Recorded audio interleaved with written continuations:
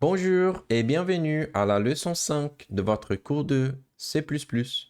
Dans cette leçon, nous allons travailler sur les boucles, le while, for, break et continue. Donc, ces boucles, elles servent à répéter automatiquement des instructions. Donc, notamment while et for. Pour interrompre une boucle, nous pouvons utiliser break. Et pour passer directement à l'itération suivante, nous pouvons utiliser continue. Donc, le rôle de cette leçon, l'objectif, c'est de comprendre l'utilisation de chacun de ces mots-clés en C++. Alors, donc, d'abord, pourquoi utiliser une boucle? Supposons que on souhaite afficher bonjour 10 fois dans le terminal. Ce qu'on peut faire, c'est copier-coller bonjour 10 fois. Par contre, cette approche est longue, est difficile à maintenir et peu efficace. Donc, les boucles permettent de répéter automatiquement une série d'instructions.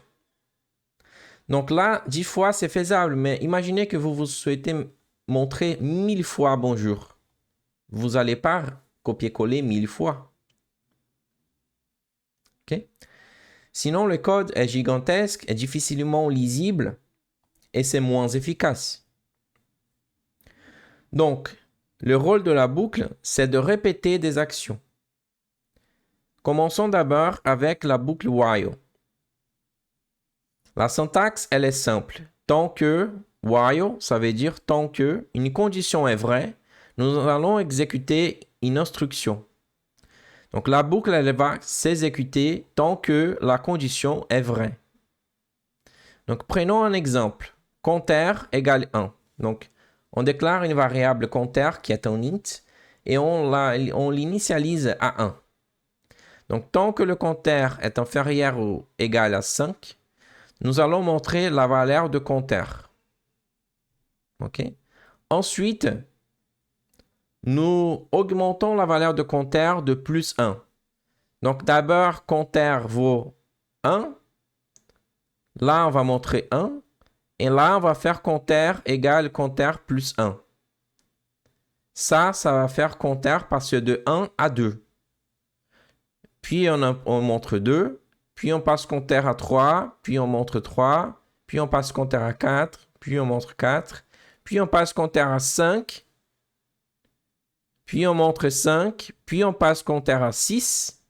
Et là, quand on passe compteur à 6 et on revient là sur la condition, à chaque fois, on vérifie la condition avant de réexécuter ce qui est dans la boucle. Comme 6 n'est pas inférieur ou égal à 5, donc cette condition est fausse. Et comme la condition est fausse, on va sortir de la boucle while. Okay? Donc dès que la condition est fausse et qu'on revient, donc là, on montre compteur égale 1. Ensuite, on fait compteur plus 1, ça fait compteur égale 2. On arrive à la collade. On revient là, sur while. On vérifie, est-ce que 2 est inférieur ou égal à 5? Bah oui, c'est vrai. Donc, on entre encore une fois dans la collade. Ça aurait été 6, on ne rentrerait pas une fois dans la collade. Et on sortirait. Okay?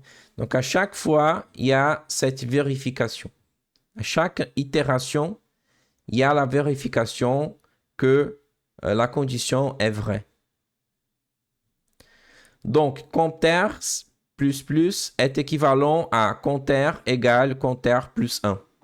Donc, on va assigner, on va affecter à la variable compteur sa valeur actuelle incrémentée de 1. Donc, si sa valeur actuelle c'est 2, on va assigner 2 plus 1 qui vaut 3. Et donc, on assigne 3, on affecte 3 à compteur. Donc, à chaque tour de boucle, la variable est augmentée de plus 1.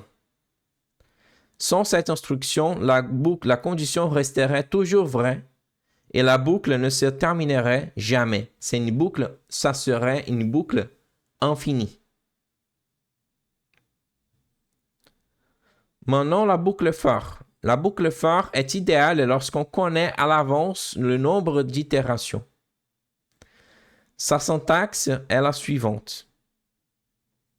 For, initialisation, condition et modification. Et là, les instructions sont dans les accolades. Donc, prenons un exemple. Nous initialisons i, la variable i, le compteur i à 1. La condition pour que la boucle for tourne, c'est que i soit inférieur ou égal à 5, toujours. Ensuite, on fait i++ à chaque itération. Donc ça, c'est parfaitement équivalent à la boucle for, à la boucle while que nous avons écrite ici. C'est parfaitement équivalent. Donc là, ça va encore une fois montrer 1, 2, 3, 4, 5. Donc en fait, on commence à 1. Tant que i est inférieur ou égal à 5, on va rentrer dans les accolades. Et à chaque fin d'itération, il va faire i++. Il va faire i égale i plus 1. Il va incrémenter i de 1. OK? Donc, le programme suivant affiche le nombre de 1 à 10. Il s'arrête lorsque le nombre 8 est atteint et ignore l'affichage du nombre 5. Donc, regardez. Là,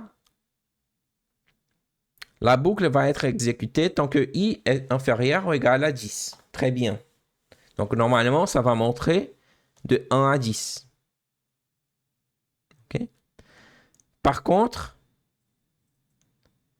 si i égale 5, si i vaut exactement 5, on va pas avancer. Quand on fait continue, on arrive là, donc continue. Et ensuite, on ne va pas exécuter ce qui vient après. On va passer à la prochaine itération directement. OK? Donc, on va sauter 5. Si on fait un copier-coller,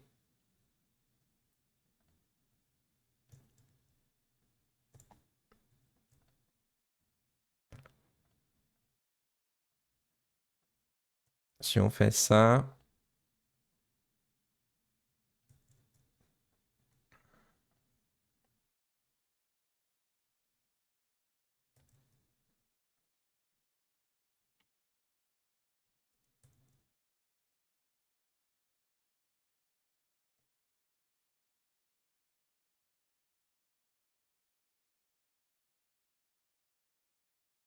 OK?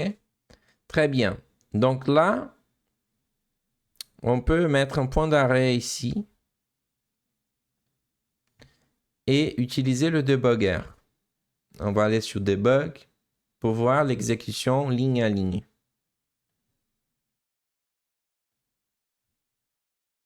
Très bien. Donc là, on va sur Debug.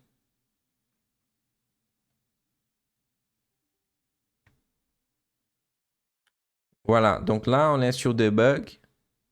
On fait Step Over. Ça veut dire passer à la prochaine ligne. Donc là, à ce stade, i vaut 1. Si je passe la souris au-dessus de i, je vois que ça vaut 1. Donc là, les conditions, c'est pas égal 5, c'est pas égal 8. Donc, il va montrer dans le terminal, il va montrer 1. Ensuite, on fait Step Over.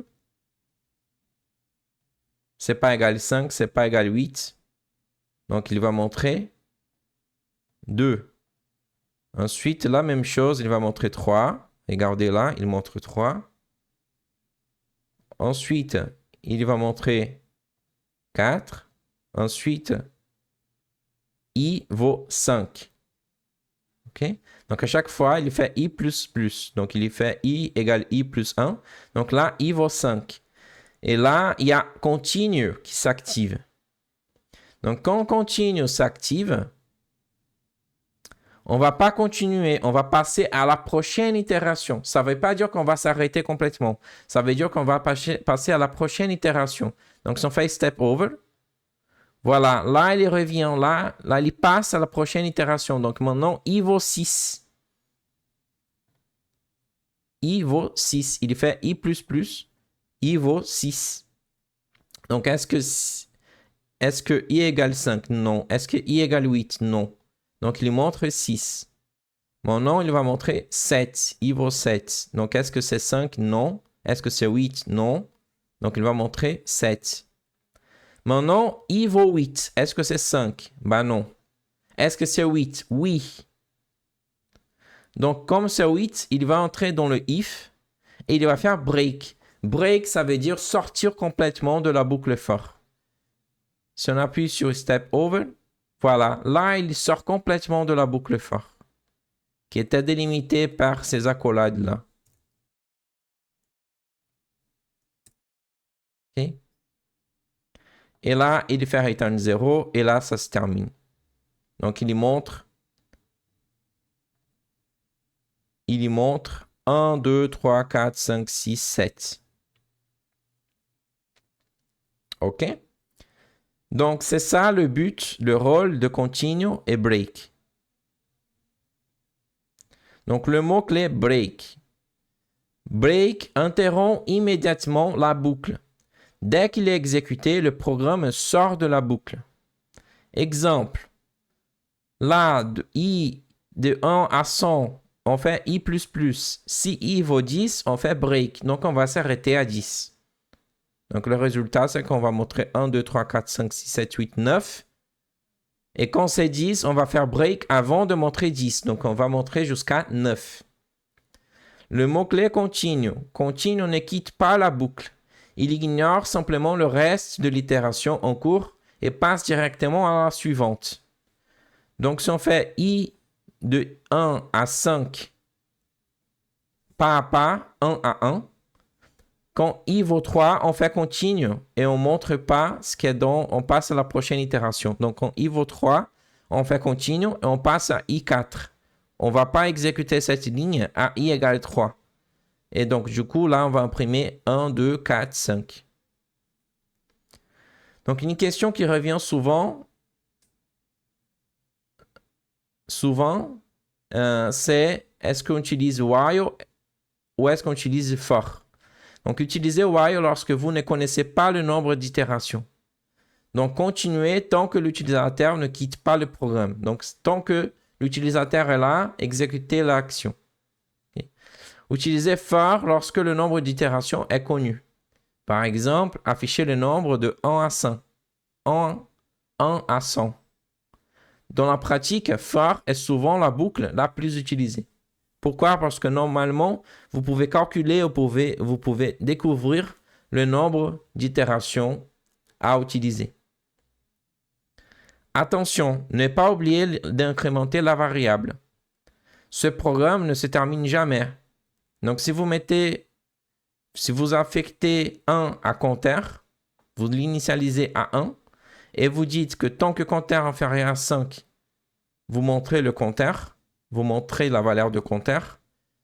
Là, ça ne se termine jamais parce que compteur, ça vaut toujours 1, 1, 1. Donc, ça va montrer 1, 1, 1 infiniment.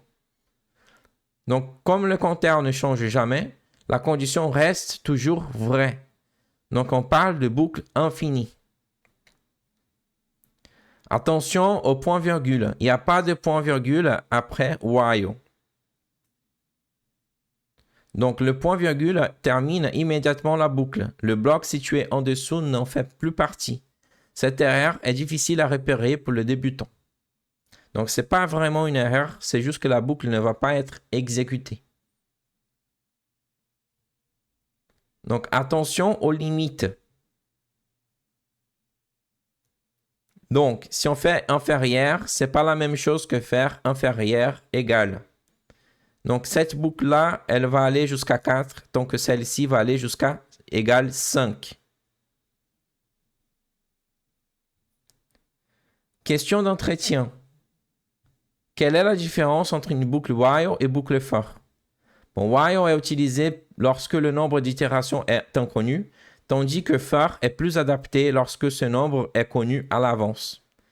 Quelle est la différence entre break et continue? Break interrompt complètement la boucle, tant que continue ignore uniquement le reste de l'itération courante et passe à la prochaine itération. Break, ça sort complètement de la boucle, et continue, ça va passer juste à l'itération suivante. Pourquoi une boucle infinie se produit-elle? Parce que la condition d'arrêt ne devient jamais fausse, généralement à cause d'une variable qui n'est pas mise à jour. Bon, dans la prochaine leçon, nous allons apprendre à utiliser des fonctions. Merci et à la prochaine leçon.